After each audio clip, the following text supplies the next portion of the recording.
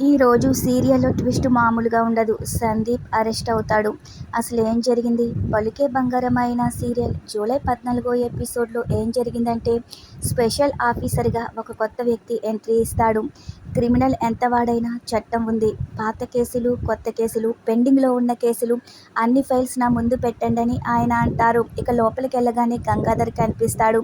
గంగాధర్ మాట్లాడుతూ అసలు ఏం జరిగిందో ఆ గొడవంతా వివరంగా చెప్తాడు. అప్పుడే సందీప్ని తీసుకుని శివ, హాసిని వస్తారు. స్వర కూడా వస్తుంది. నేనే తప్పు చేయలేదు, నువ్వు బాధపడకమ్మా, మనమే గెలుస్తామని సందీప్ అంటాడు. ఇక శివ జానకితో జరిగిందంతా లోపల చెప్పు, భయపడొద్దు అని ధైర్యం చెప్పి లోపలికి తీసుకెళ్తాడు. సందీప్ కొత్త ఆఫీసర్తో మాట్లాడుతూ హలో అని పలకరించబోతూ ఉంటే, నువ్వు ఒక ముద్దాయివి, నీ మీద కేసులున్నాయి, ఇప్పుడు నిన్ను నేను పలకరించలేనని ఆయన అంటారు. ఏం చెప్పారు గంగాధర్ సార్ అని సందీప్ గంగాధర్తో అంటాడు. నిజాలే చెప్పాను, జరిగింది చెప్పానని గంగాధర్ అంటాడు. ఇక ఆ తర్వాత జానకిని గంగాధర్ పరిచయం చేస్తాడు. శివని పరిచయం చేస్తాడు. ఆ ఆఫీసర్ స్వరని చూస్తూ, మీరు సందీప్ అమ్మగారు కదా, మీరెందుకు వచ్చారు అని అడుగుతాడు.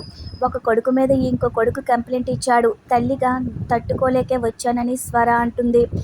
తల్లడిల్లిపోతున్నాను అంటుంది. ఇక జానకిని జరిగిందంతా వివరంగా చెప్పమని గంగాధర్ అనడంతో, ఆ ఆఫీసర్కి జరిగిందంతా జానకి వివరంగా చెప్పడంతో ఇక ఆఫీసర్కి కోపం వచ్చేస్తుంది. డీసీపీని చూస్తూ, ఏంటి సందీప్ ఇది, ఒక డీసీపీ చేయాల్సిన పనులా ఇవి అని సీరియస్ అవుతాడు. ఒక అమ్మాయిని ప్రేమించి బలవంతంగా పెళ్లి చేసుకోవడానికి ఇన్ని ఘోరాలు చేసి ఇంత నీచానికి దిగజారాలా అని ఆయన అంటారు. మీరు డ్యూటీ కోసం ప్రాణం ఇస్తారని నాకు తెలుసు, కానీ నా మాట కూడా వినండి, వాళ్ళు చెప్పేవి అబద్ధాలు, కట్టుకథలు అని సందీప్ అంటాడు. వీడు నా బ్రదర్, చిన్నప్పుడు తప్పిపోయాడు, 15 ఏళ్ల తర్వాత వచ్చాడు, మా అమ్మని నా నుంచి దూరం చేయాలని చూస్తున్నాడని సందీప్ అంటాడు. మా అమ్మకి నేనంటే ప్రాణం, నాకు మా అమ్మంటే పంచప్రాణాలు, మమ్మల్ని దూరం చేయడం వాడి వల్ల కాక జానకిని కిడ్నాప్ చేశానని ఇలా కేసులు పెడుతున్నాడని సందీప్ అంటాడు. అబద్ధం చెప్తున్నాడని, వీడి మాటలు నమ్మొద్దు అని శివ అంటాడు.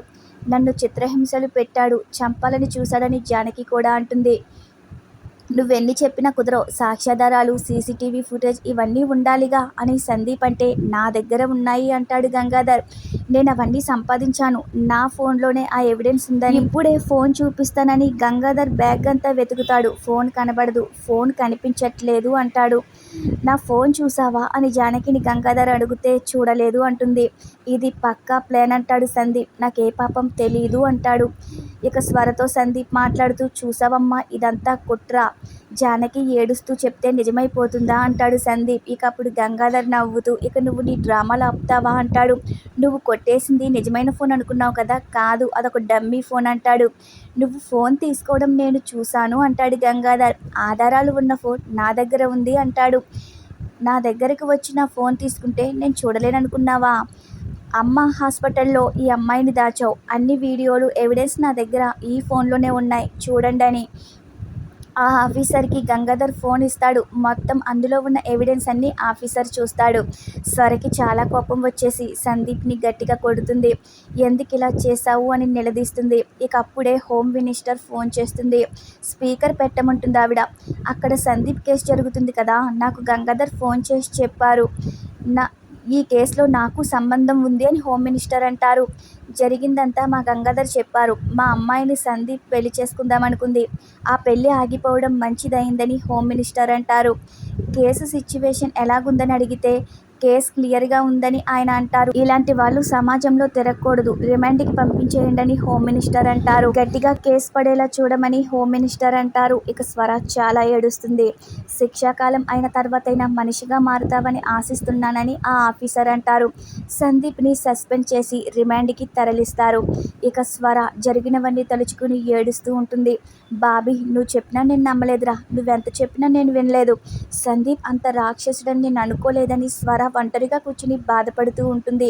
అలా చీకట్లో ఏడుస్తూ ఉంటే హాసిని దగ్గరికి వచ్చి లైట్ వేసి, మేడం మీరు పెద్దవారు, నేను మీకేం చెప్పలేను, మిమ్మల్ని ఓదార్చేంత అనుభవం కూడా నాకు లేదు, ఒక మాటే చెప్పాలని వచ్చాను మేడం, సందీప్ని మంచివాడని మీరు నమ్మి మోసపోయారు, ఎంతమంది చెప్పినా మీరు నమ్మలేకపోయారు, పెంచిన ప్రేమ వల్లే మీరు అలా అనుకున్నారు, చివరికి ఈ రకంగా మీరు నిజం తెలుసుకోవాల్సి వచ్చింది, సందీప్ని జైలుకి పంపించాలి, తన జీవితం నాశనం చేయాలని మేము ఎప్పుడూ అనుకోలేదు, మా సంతోషానికి తను అడ్డుగా వచ్చాడు. మా కుటుంబం జోలికి రాకూడదనుకున్నాం. అయినా సరే వచ్చాడు అని హాసిని చెప్తూ ఉంటే ఆ దేవుడు 2 విధాలుగా నాకు శిక్ష వేశాడు.